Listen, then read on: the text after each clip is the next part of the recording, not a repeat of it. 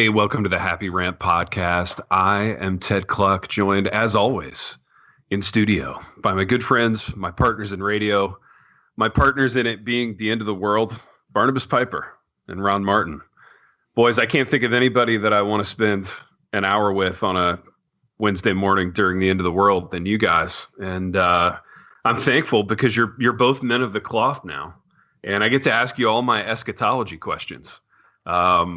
In hopes that this is the end of the world. So I want something to feel hopeful about. And to me, the most hopeful thing would be it being the end of the world. Although when the world does end, I hope I'm sipping a nice cup of Redbud coffee, boys. Redbud. It's small, it's hipster, it's artisanal. It tastes great. Tastes great with cream and sugar or plain, which is the way that I'm drinking it right now. Piper, how do people get Redbud Coffee Roasters coffee? So Redbud City Coffee Roasters. We were corrected. Apparently there's another Redbud Coffee Roasters who is a rather small operation, but we don't want to step on any toes. So Redbud City. And yet to confuse matters, it is Redbud, I think it's redbudcoffee.com. Let me double check that. But it should be redbudcoffee.com. Yes, that's correct. And then you use the code HAPPYRANT at checkout to get 10% off. So I just finished a full pot of their, I think it's a Brazilian. And it is, it's delicious. So I'm fully caffeinated and happy because I drank that. And, you know, it brings a little smile to my face in the midst of the end of the world. Yeah. I mean, you're miserable, but as happy as you can be in that. And the good thing about Redbud too, is that to my knowledge, nobody's thrown a brick through their window yet. So they got that going for them. They make great coffee and you should drink it.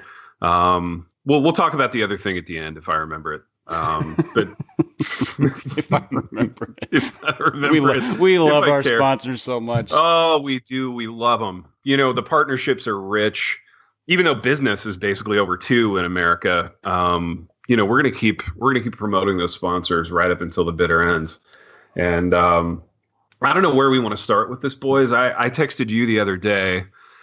You both, and I'm leaning very hard into my Enneagram 4 right now in the sense that I just feel completely hopeless and despairing. So I don't know how helpful I'll be this morning. I just feel sad, man. I feel sad for the state of everything, as I'm sure you guys do too at some level. So let's just get into it. We can talk about, there are a few things that flew around, the power of images and how we don't trust anything anymore because it's hard to do love in the age of PR.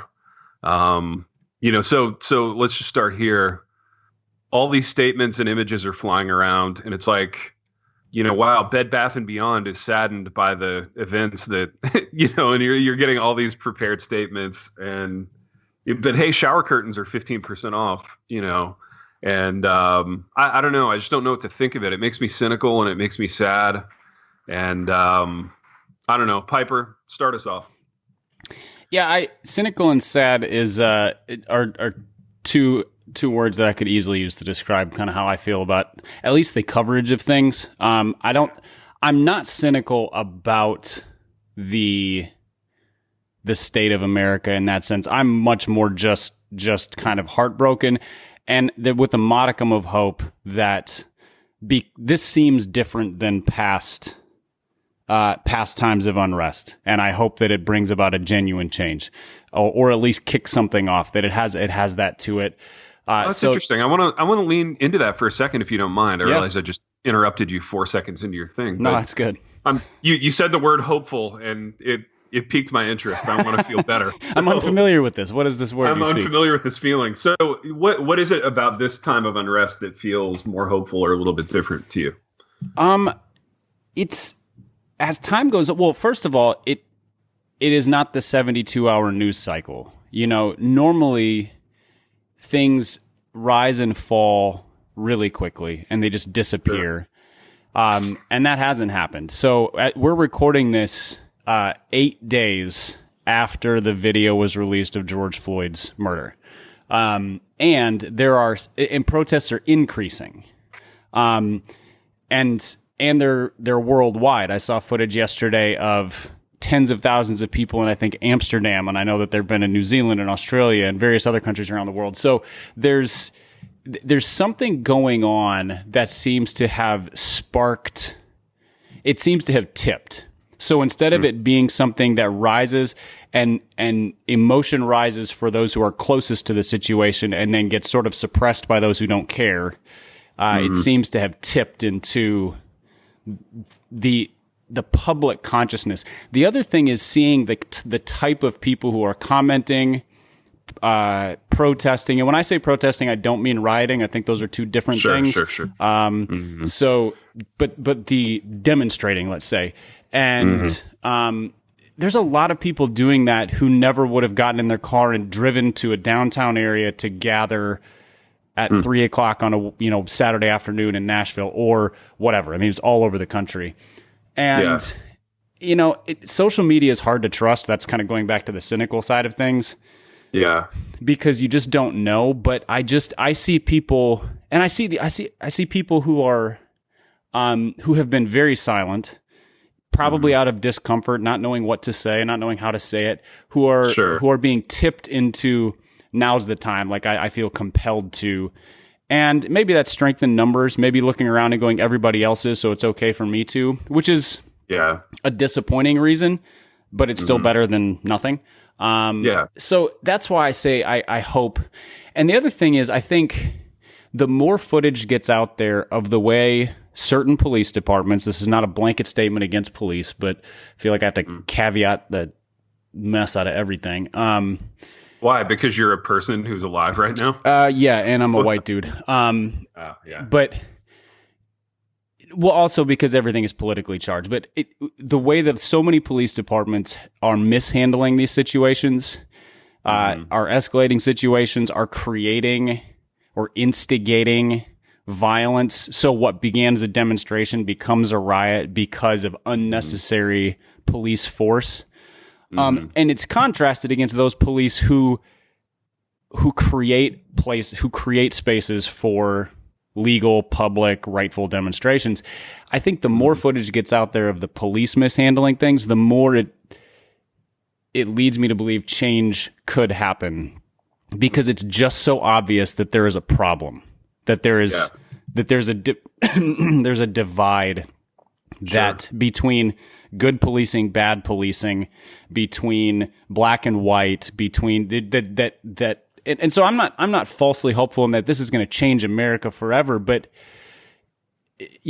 maybe in the same way that the civil rights movement did, where it went from no rights to some rights, we see a chapter 2 of that where it goes from, heavily weighted towards injustice to a more equitable system over time. I mean, that would be the hope anyway. Yeah.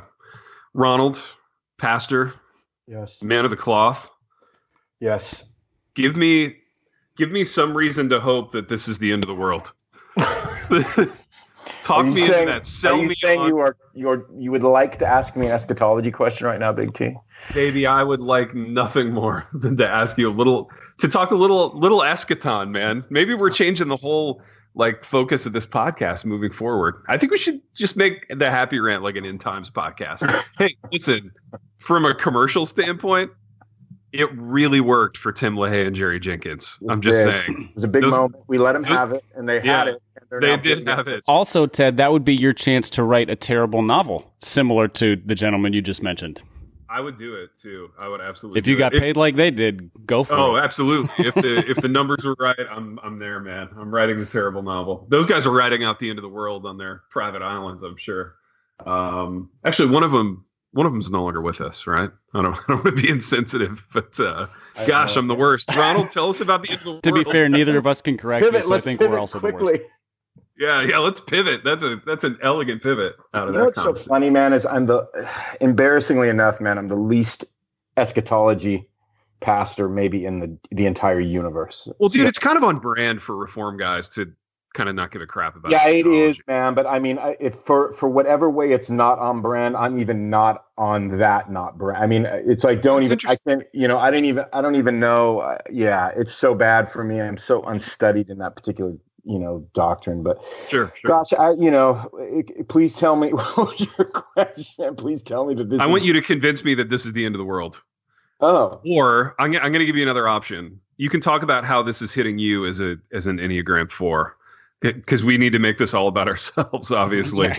So if we can't talk theology, let's talk about ourselves. Let's talk about the Enneagram. well, for sure. Reform guys, talking about yourself and theology is one and the same. That's basically it, man. That's what the Enneagram has done. It's built a nice bridge between my favorite topic, me, and theology, my second favorite topic.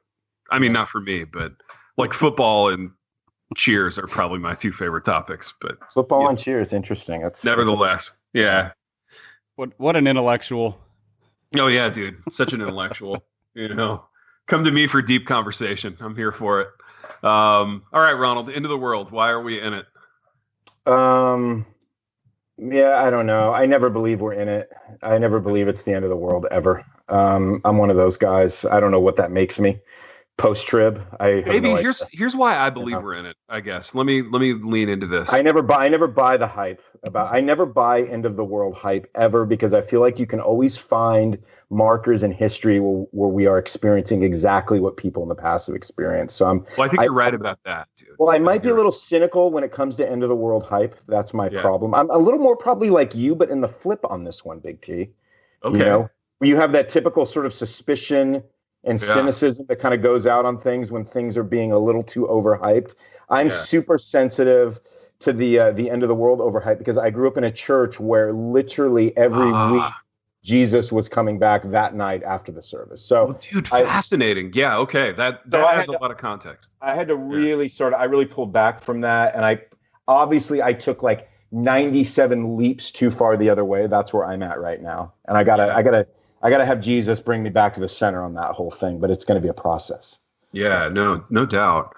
I think the reason I think it's the end of the world is I don't know, and obviously my read on this is wrong because I'm not God.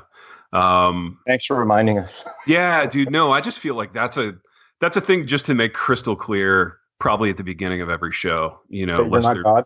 Yeah. Let everybody know, because there's going to be some spoiler alert. Going to be some mistakes made. Yeah, exactly. Dude, you know what I've learned in my radio career is you can't be explicit enough about that. You know what I mean? I don't see any hope for. I feel like the human heart is at the lowest ebb it's ever been in certainly in my lifetime. You know what I mean? And I don't know, as I look at this whole thing and where we're at, I just see. I don't see any upside for the human experience, which thank God I'm not God, right? I would have ended this thing a long time ago. But so I'm glad we have a Lord who's sovereign, who has a plan for all this. But in my own limited human economy, like I don't see us getting any better, which is why I need to hear from people like Piper. It helps to hear some perspective that, maybe this is a little better than the last one or whatever. But yeah, I don't know. But in that, just a little storytelling, I guess. When everything was going down the other day, and I was the most despairing I've been through it. Probably I was just like listening to hymns and feeling sad. Just getting all the texts and all the emails from Black students, athletes, friends at Union. It really helped, and it really did make me feel hopeful, because they were like, nobody was yelling and screaming. It was all like, let's problem solve. Let's try to find answers. Let's try to move the dialogue forward on campus. And it was really emboldening and enlivening, and it was good. But I guess that's sort of the narrow angle of my own life. But when I widen out and look at social media or traditional media or the culture, I'm just like, oh my gosh, what a toilet. I don't see any upside. You know what I mean? Yeah, I think that's where I think our theology, it really comes to bear, right? I think in these times. I mean, I know we joke around a lot about Reformed theology and just the baby, sort of lean into it. Yeah, just the exaggerated tendencies that are, kind of lean into the ridiculous and all of that, because they do, like anything else. But I think this is where our theology really comes to bear, and I think it's so helpful. I think it's so hopeful in the sense that, even just pivoting on what Pipe said a few minutes ago, there is a conversation happening that wasn't happening before. There is a generation now that is aware of things. There is an awareness, I think, that has surfaced that was lacking. I'm certainly in my generation. I'm certainly in the generation before my generation, maybe even more greatly, if that's a proper phrase. And I think in that, even just looking at the conversations that are happening, if you can sort of carve a path up the middle, and you can cut out some of the chaos and some of the noise, and you can sort of put a measure of understanding and compassion and silence to be able to listen to what's being said by the people that are suffering, the most grief and have been for so many years. I think that in and of itself, to me, is something that gives us like just a great amount of hope, thinking that, well, hey, we're still in the middle of this mess. There is an opportunity for these things to change and to be received differently for our kids than they were for us. So how I think of it is that our kids aren't going to have to unlearn as many things as our parents did and as we are currently. And they're going to be entering into something where obviously there is still just a vast amount of brokenness, but there's also a level of knowledge and self-awareness and historical perspective that is accurate rather than revisionistic.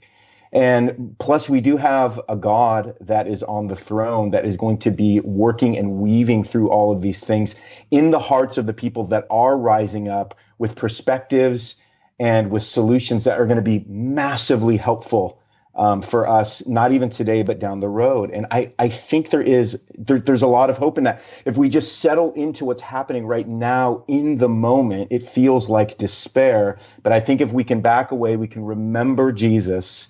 I think that there is just a lot of optimism in the air. And so I don't know, that's how I'm trying to think of it. And I'm not doing very well at thinking through it like that. So I'm talking right now. It's much easier to put those kind of thoughts into practice. But I have, so for example, so my daughter lives in Denver, and she's very politically minded and motivated. And, she sent us a video. She was one of the takes after early you in that way. Yeah, exactly. She's not like me at all in that way. Chip off the old block, the old activist. She is an Enneagram 4, so she has this weirdo like artistic, ness to her. So she's almost like artistic in how she is politically minded and motivated. So it's a weirdo, configuration. Judas, there. Dude. So you and the kid were both 4s. Yeah, it's yeah. You do Your with wife that deserves what you will.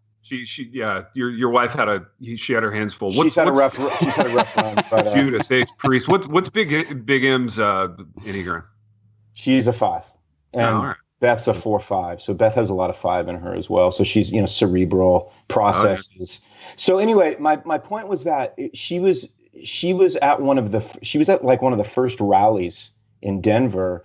And it was just so interesting because a video kind of popped up, and it had her and her friend just sitting on their bikes, holding up signs. And at some point, this big this barrage of police officers came against them and just pushed against them, and they fell and they went tumbling on the ground. Mm. And that's a surreal moment, as a parent, as a dad, to see your kid in that kind of a vulnerable situation.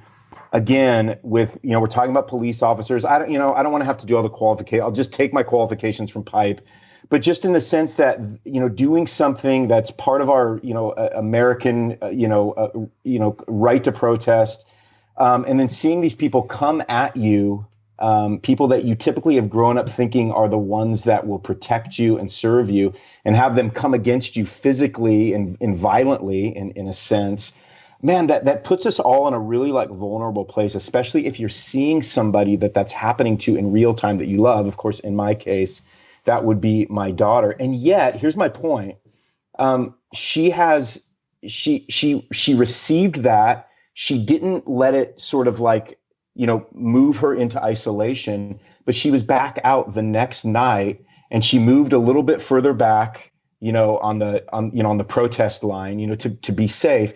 And she's done this amazing thing out of, again, hopefulness and optimism, where she has set up this table now, her and her friends, that has all kinds of things to help protesters, whether it's, waters and snacks and solution for their eyes if they get sprayed with pepper spray. And she's done this thing where they've raised literally hundreds of dollars of just donations and all kinds of products to help all of the protesters. And so there's a different kind of spirit in the air, even with somebody that could choose to be cynical, like my daughter. And she said, I just refuse to do that. I want to continue to get out there and help, even though it's a risk. I see that this is doing some good, and I see that this is like just one tiny sliver of a way to help with the overall hopefulness that she is hoping continues to sort of permeate the air, if that makes any sense.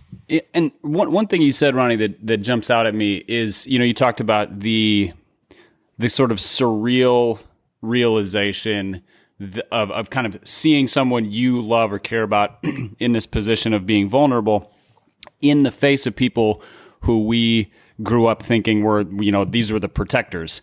And yes. And what stood out to me about that was, I think one of the biggest changes that is coming for a lot of people, white people specifically in this, is the realization of how so many black people have been forced to view the police for their entire lives.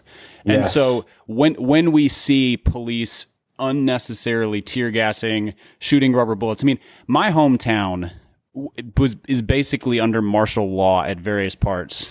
Yes. Or it has been in the past week. And it's terrible. It is such a terrible way to handle it. Now, once things get out of hand, it has to be handled that way to a point, but it got out of hand because of mishandling in a lot of ways.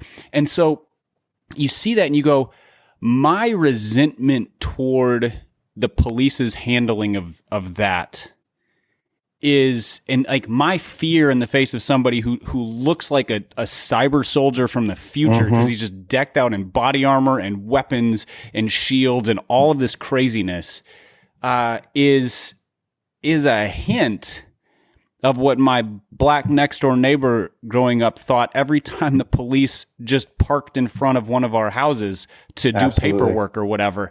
And whereas my upbringing was a positivity towards the police. And so it really, I think that perspective change, I think what makes me fearful, so again, sort of the seesaw of hope and cynicism, is that it's going to pivot to we all hate the police. And going from we think positively to we hate is just flipping the coin. So instead of progress, it's just deconstruction. Yeah, I think, and that concerns me because, for example, Nashville had a big budget meeting yesterday, and apparently there was just hours and hours and hours of calls from citizens calling to defund the police. Yeah, which I'm like, we can't have a society with no police. That's idealistic nonsense. It is, and we're not going to, and that's something that, I mean, we can. I think what we're finding out right now is that, and maybe finding out is glib, but we're realizing. Yeah. Maybe those of us who are in the position we're in, that the police it's a broken system. It's been a broken system for a long time.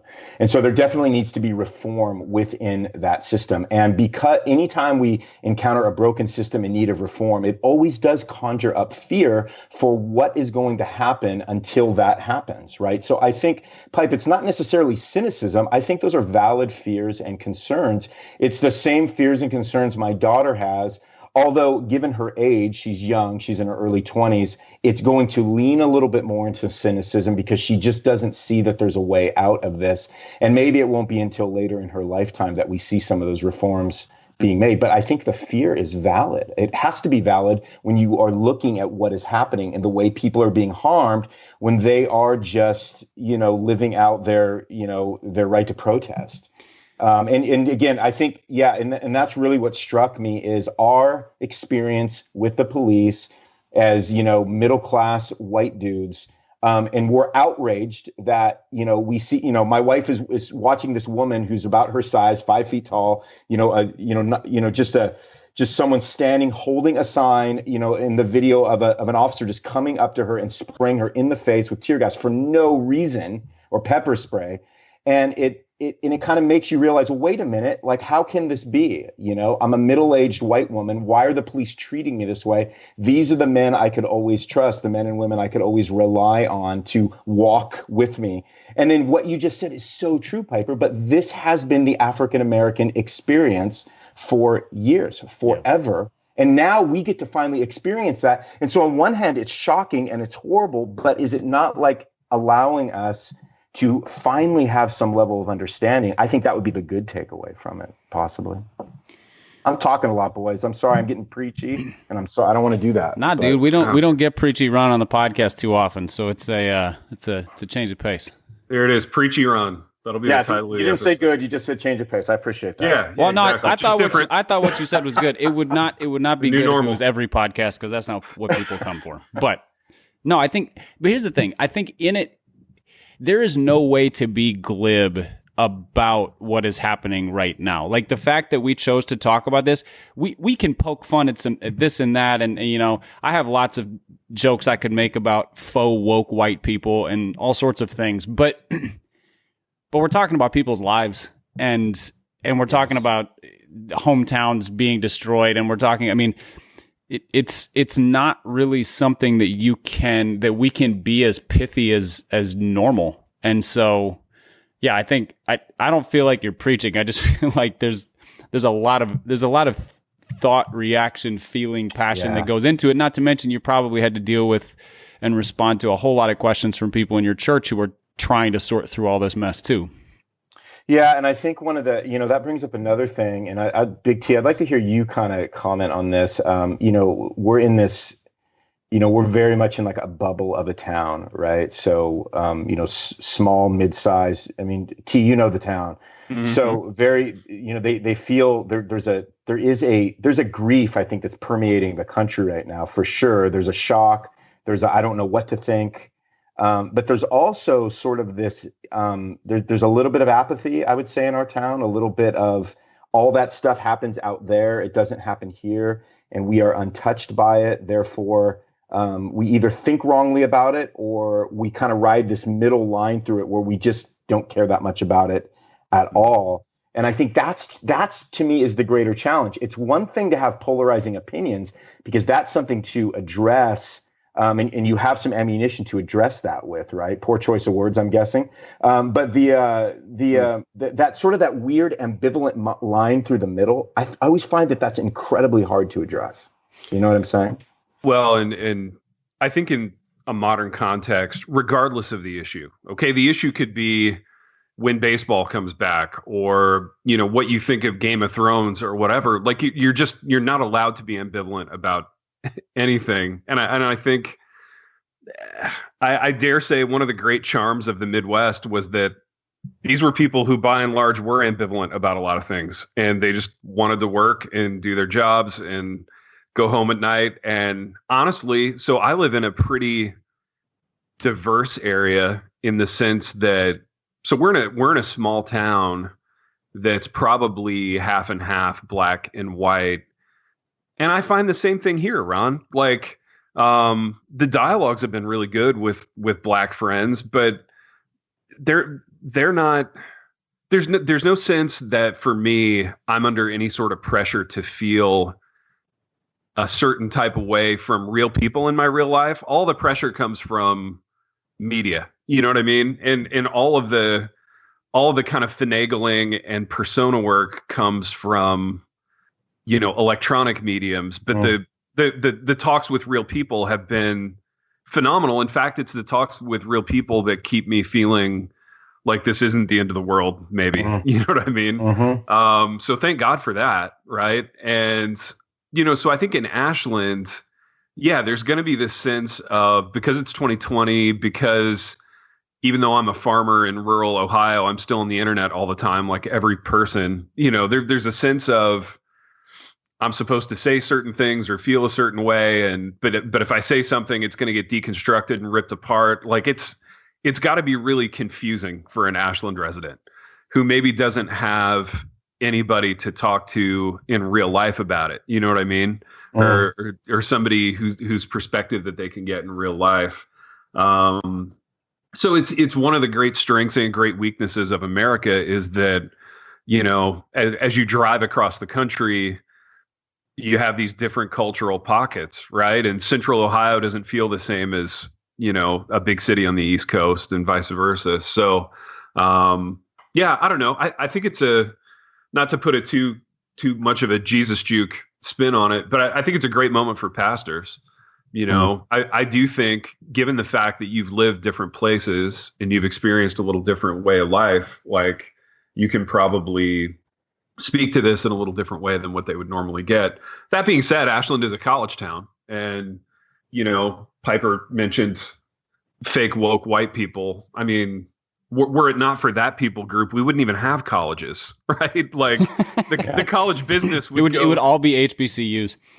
The college would go under as a business without fake woke white people. So you've probably got some of that in your town too, Ron. So yeah, I don't know, man. I don't know. I think somebody mentioned this before. I think it might have been Piper, but no, it was you, Ronald.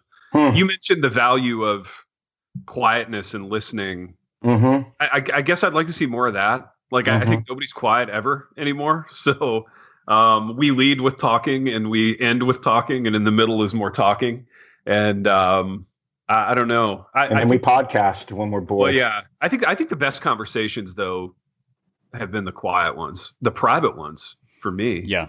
And that's been life-giving, and I'm so grateful for it. Every student, who's called or texted. At the risk of stating the profoundly obvious, private conversations are rarely as contentious as internet ones. And other people can't jump in and throw in their garbage 2 cents worth to muddy the waters. I've had some really, really good conversations offline with people who I've also seen, kind of napalm the world online. And there's just so much value in sitting in a living room or sitting at a restaurant. I don't know if we're allowed to go to restaurants these days. Sitting wherever it is we sit and just talking face to face, where you can hear tone of voice, you can hear somebody out in their entirety, you can respond with nuance, none of which exists on the internet. And this is coming from somebody who I'm more active on social media than either of you, I think, and I really value it, but the parameters of how it's valuable are pretty limited. And even social media is only as valuable as the listening you do. Like, the value of Twitter to me is not primarily what I get to say. It is who I get to hear from. It's where I find the best news sources. It's where I find the most thoughtful voices. It's where I find links to stuff that are worth spending time with, reading, listening, watching, those kinds of things. And so listening is more valuable online than ever too. It's just harder to do because it's so chaotic. Yeah, no doubt. Yeah, for sure. Man, you mentioned something interesting, Pipe. Remember COVID? That's done now, right? or we're all gonna die, which brings us back to the end of the world. Yeah, like seriously, I feel like I don't know, it's over. Yeah, it's not as we've lost some hype on that one, haven't we? Yeah, man, the COVID hype train that's not. I mean, we announced, kind of gathering back on Sundays last night to all of our leaders and our plans and all that, and it was like, it felt really strange, to be honest, boys, because it was all related to COVID, and yet we have all of this other stuff going on. So it was almost like we've had these few days where we've kind of bounced out of COVID, and then I bounced back into it last night, and it just felt really, I don't know what the right word is, so I'll just say the wrong word, but it felt like a lot less important in a lot of ways, Yeah, it feels so much less real. Right, exactly. We've had, we reopened last Sunday with sort of limited services and limited seating and stuff, and pretty light attendance relative to the whole congregation. But yeah, hearing the occasional concern from people at the church feels Twilight Zone-ish as compared to this sort of raging fire of societal unrest on the other side.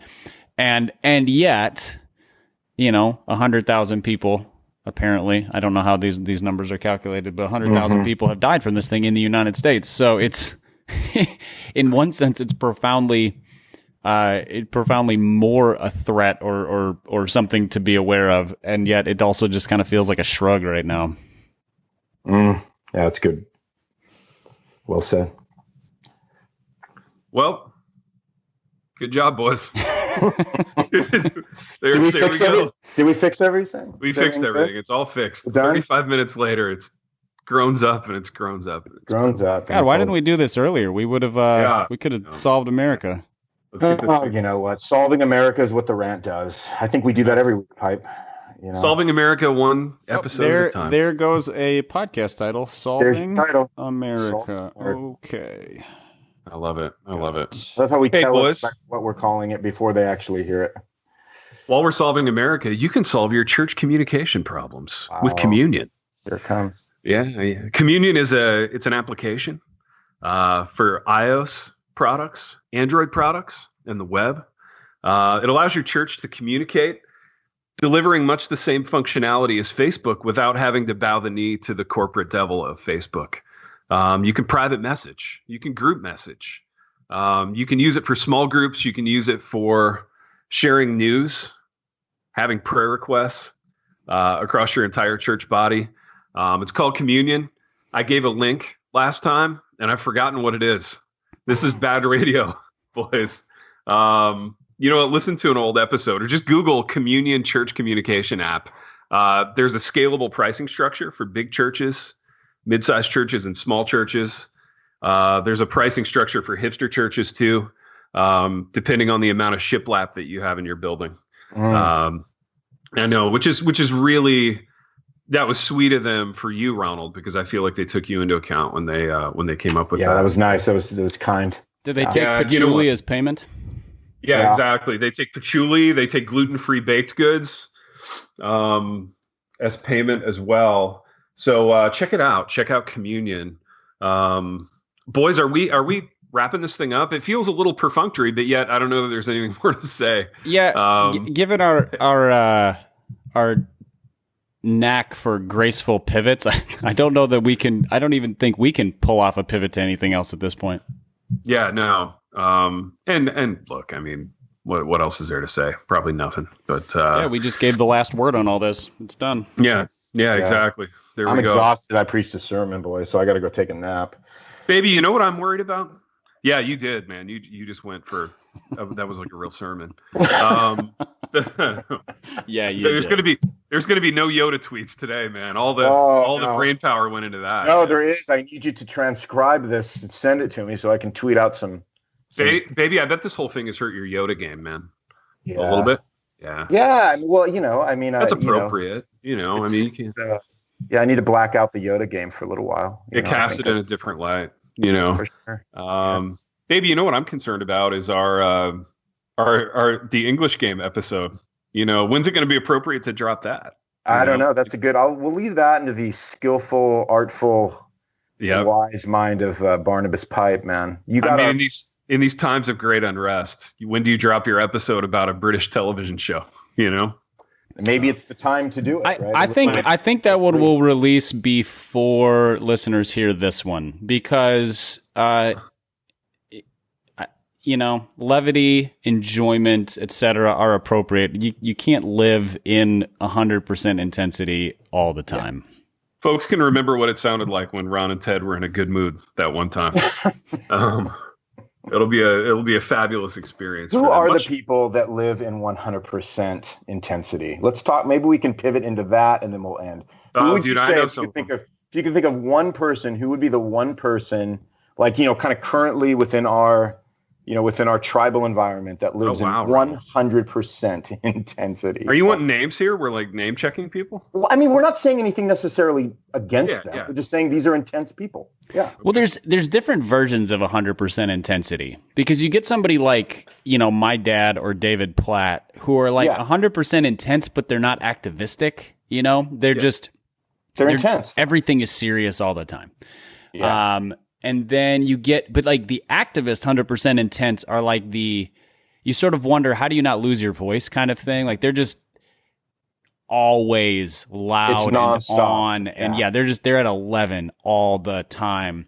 And they take offense at everything, so if you make a joke, they're like, this is a serious matter. And you're like, well, sorry. I on that just think of their spouses. That's all I ever think about when I see those people. Wait, you think about what, Ronald? I always think of their spouses. That's all I ever think about when I see. Yeah, like what a drag for that. But they just never can turn it off. And maybe they're different. Maybe their online persona is different. It probably is. But I just always think, oh man, Yeah. I have very strong feelings about people whose online persona is dramatically different than their in-person persona. I don't think people realize that that's hypocrisy. You know, if you only care about something online and it never comes up in your everyday life, that's hypocrisy. If you're a jerk online and nice in real life, or vice versa, both of those are like, it's just a lie. And I don't understand it. I don't understand how people just get in the headspace of I'm going to live differently in this very public space than I do like with my family. Yeah, but I mean, jerk online, not in person, jerk in person, not online is just jerk. We would just classify that as jerk, right? I mean, that's That's fair. That's fair. Yeah. A jerk is a jerk. But okay, Pipe, but how do you, so there, I know you can't name names when it comes to that, but you obviously have some people in mind that you feel like I do have a level of hypocrisy. They have online hypocrisy. So you're thinking of some people. How do you know that they're like that? Is it because you already have a relationship with them? Yeah, you only know that once you get to know them. If there's somebody I know well, I call them out on it, not online, because that, then that's not. Then you're them. Well, yeah, then I become the jerk. But going to them and being like, you wouldn't say that to somebody's face. That's not helpful. Those are necessary conversations. I think everybody needs somebody around them who will read their tweets or their Facebook posts and be like, you wouldn't say that at a dinner table. You wouldn't say that to someone's face. Like it's because it's a low risk environment.